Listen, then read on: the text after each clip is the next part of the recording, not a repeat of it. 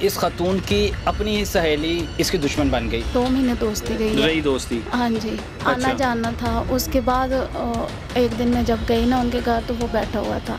मुझे नहीं पता था कि इसकी किसी के साथ दोस्ती है। मुझे भी बोला कहती तुम इससे दोस्ती कर लो, तो मैंने उसको गालियाँ वगैरह निकाली। मैं चली गई घर तो उसने अपने बेटे को भेजा कि मेरी मम्मा बुला रही हैं आपको, और मुझे खुद भी उसने फ़ोन किया, कहती मुझे माफ़ कर दो। रिमशा ने आपको खाने पे बुलाया? जब खाना खाया उसके बाद मुझे नहीं पता मैं कहाँ हूँ, मुझे कोई समझ नहीं आई।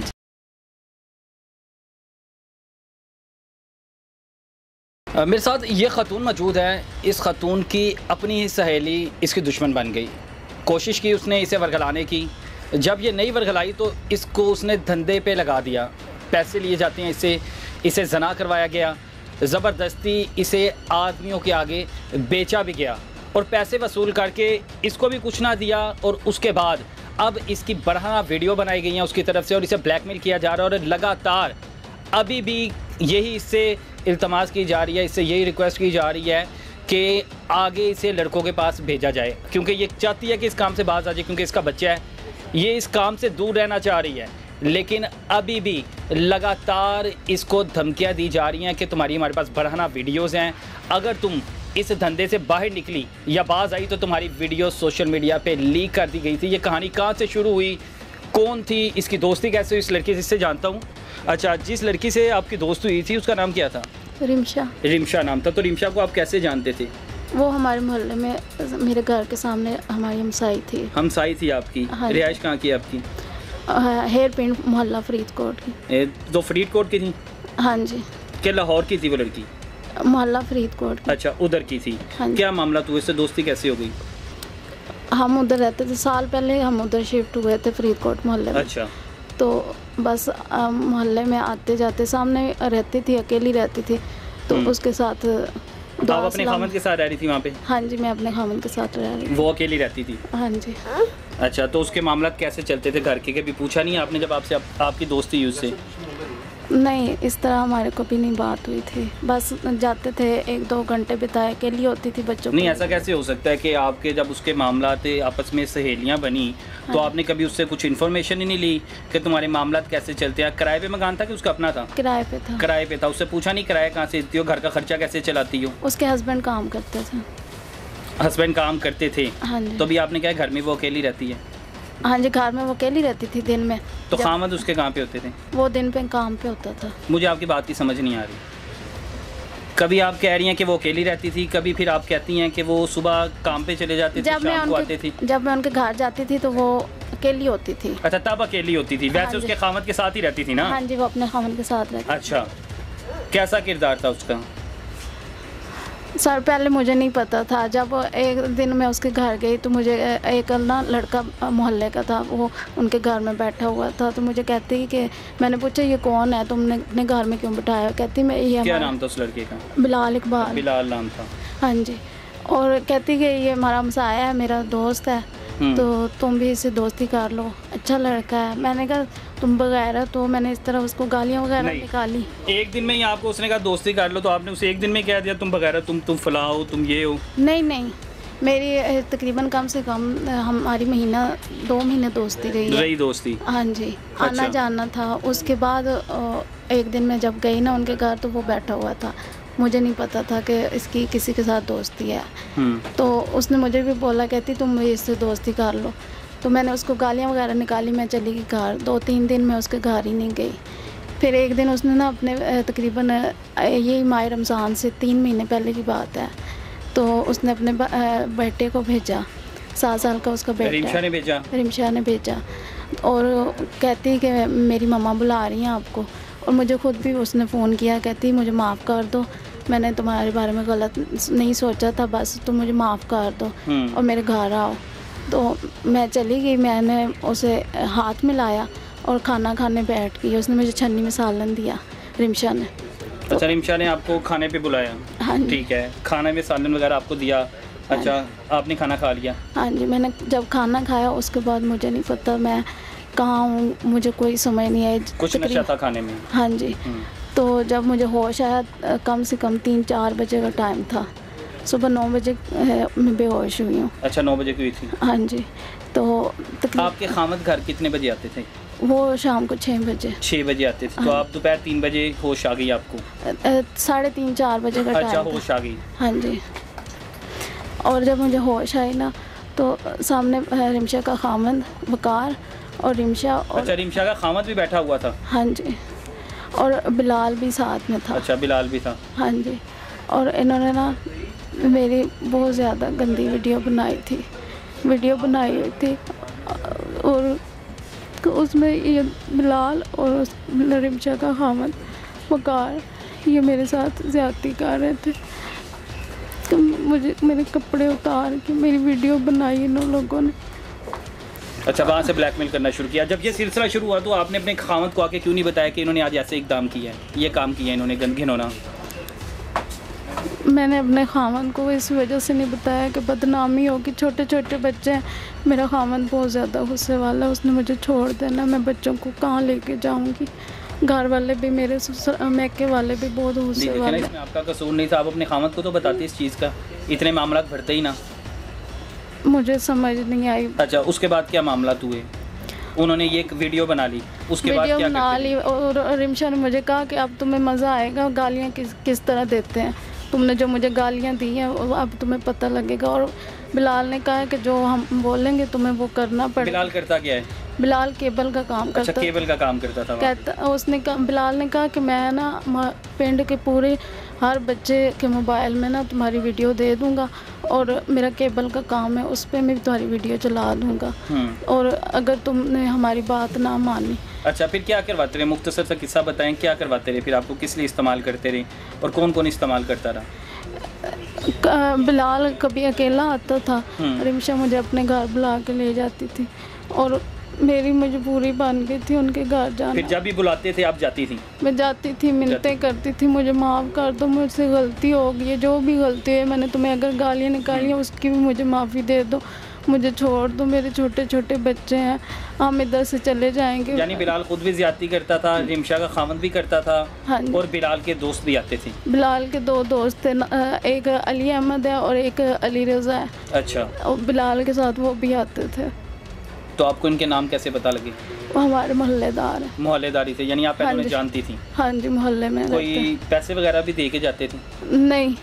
रिमशा का मुझे नहीं पता, वो रिमशा पैसे उनसे लेती होगी और मुझसे भी पैसे लेती थी रिमशा। अच्छा, रिमशा आपसे भी पैसे लेती थी? हाँ जी। मेरा जो कितने पैसे लेती थी? कभी 2000, कभी 1500, कभी 3000, इस तरह लेती रही है जब भी उसे ज़रूरत पड़ती थी। हाँ जी। आपकी वीडियो आपको दिखाई जाती थी और आपसे पैसे लिए जाते थे? हाँ जी। अच्छा, तो फिर आपने कैसे घर किसको बताया सबसे पहले? मैंने ये बात कैसे निकली? बात उन्होंने मुझे पूरे मोहल्ले में लोग मुझे बातें करते थे। अच्छा, पूरे मोहल्ले में वीडियो फैल चुकी थी? हाँ जी, कि ये औरत सही नहीं है, ये औरत सही नहीं है। तो मैं अपने खामद को किस तरह बताती?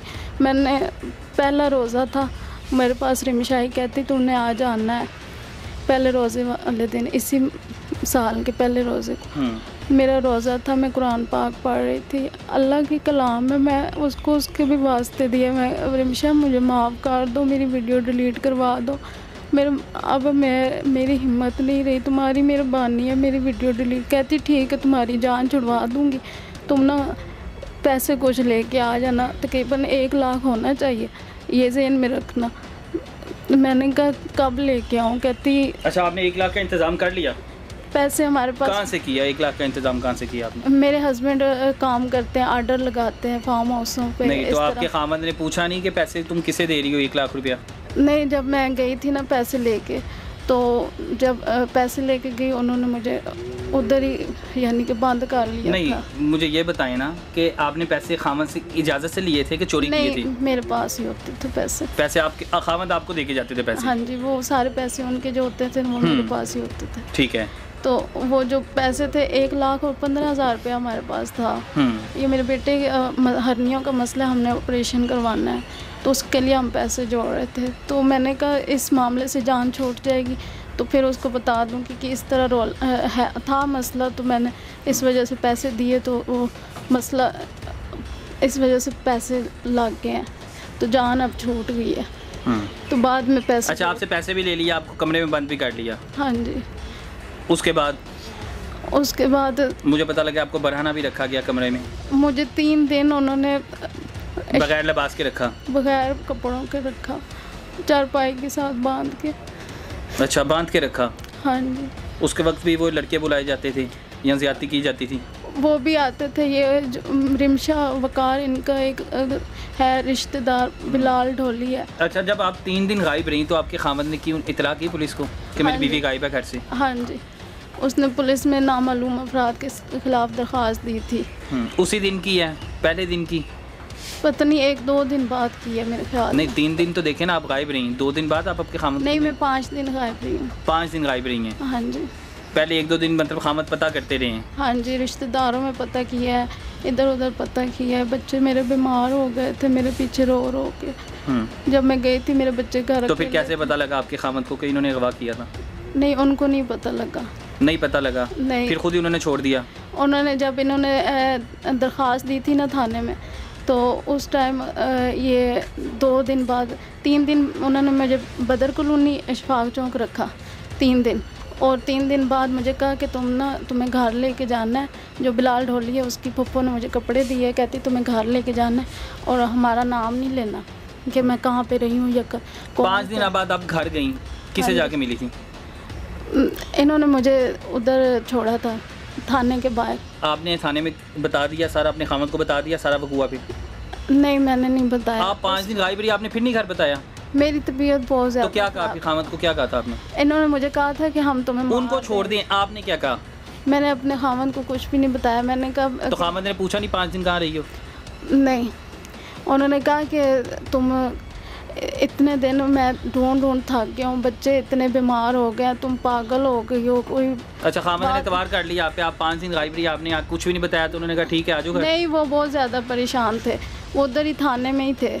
उनके तरले ले रहे मेरी बीवी ढूंढ के दो। और इधर जब थाने में हम पहुँचे तो नहीं, मैं आपसे कुछ रहा हूँ, बता मुझे कुछ नहीं। मैंने आपसे ये पूछा है कि 5 दिन बाद जब आप घर आ गई आपने खामद को कुछ भी नहीं बताया? खामद ने कहा कि ठीक है आप यहाँ पे रह लो? नहीं, मेरी कंडीशन मेंटली कंडीशन बहुत ज़्यादा ख़राब थी और मुझे उन्होंने धमकियाँ बहुत ज़्यादा दी थी। बिलाल ने, रिमशा ने, इन लोगों ने, सब ने मुझे धमकियाँ दी थी। अब आप क्या रही हैं मुझे ये बताएं? अब आपकी सुलह हुई है आपस में कोई? नहीं, मुझे सिर्फ इंसाफ चाहिए। इन लोगों को अभी भी वीडियोस उनके पास हैं? इनके पास वीडियो है, सबको लोगों को दिखाते हैं, हमें डरा धमका रहे हैं, असला दिखा रहे हैं। उधर मुझे नशा कराते रहे मेरे, जिस वजह से अभी। अच्छा, नशा भी करवाते रहे आपको? हाँ जी, वो असला मुझे दिखाते थे, टेबल पे सामने रख देते थे, कहते थे हम तुम्हारे बच्चों को मार देंगे, तुम्हारी बेटी को लेके चले जाएंगे, तुम्हें भी मार देंगे। मैं बेटी इसी वजह से अपनी अम्मी के पास छोड़ के आई हूँ, इस वजह से आके मैंने। अच्छा, इतना सारा कुछ हो गया है तो आपने पुलिस को क्यों नहीं इतला की तब? पुलिस वालों ने भी, पुलिस वाले में जो साबर ASI है उसने कहा कि मुझे सारे वकूए का पता है और अब बताओ क्या करना है। मैंने कहा मुझे सिर्फ अपने खामद की बच्चों की ज़रूरत है, हमारी जान छुड़वा दो। वो जिस तरह उन्होंने मुझे कहा था उसी तरह मैंने कह दिया कि मैं अपनी अम्मी के घर थी और हमें माफ़ कर दो। अब आप चाहती हैं आपकी वीडियोस डिलीट हो जाए और उनको कैफरे किरदार तक पहुंचाया जाए? इनको सज़ा मिले और हमें हमें सुकून से जीने, इज़्ज़त से जीने दिया जाए। बस उन लोगों को सजा दी जाए। अभी तक मुजरिम सारे बाहर घूम रहे हैं कि किसी को पकड़ा पुलिस ने? नहीं, किसी को भी नहीं पकड़ा। पुलिस ने उनके घर पे गई थी लेकिन ना वो घर में नहीं मिले। ऊपर से उन लोगों ने मेरे खामद को धमकियाँ, पुलिस के सामने धमकियाँ लगाई हैं कि तुम बाज नहीं आए ना, तुम्हें समझाया था बाज आ जाओ, तुम बाज नहीं आए। मेरे खामद को धमकियाँ दे रहे हैं कि हम तुम्हें मार देंगे, असले की धमकियाँ दे रहे हैं, पुलिस के सामने धमकियाँ दी हैं। अच्छा, ये सूरत हाल है सारी की सारी कि सहेलियाँ जब बनती हैं तो उनका किरदार नहीं देखा जाता। सहेली बनी, आना जाना हुआ घर में, बाद में आपस में क्या इनके मामलात हुए कि उस लड़की ने इसकी बरहना वीडियो बनाई, इसे नशे पे लगा दिया, नशे देती भी। अच्छा, मुझे ये बताओ कि नशे बेचती भी रही हो आप? नहीं, उनके कहने पे? नहीं। पक्का? हाँ जी।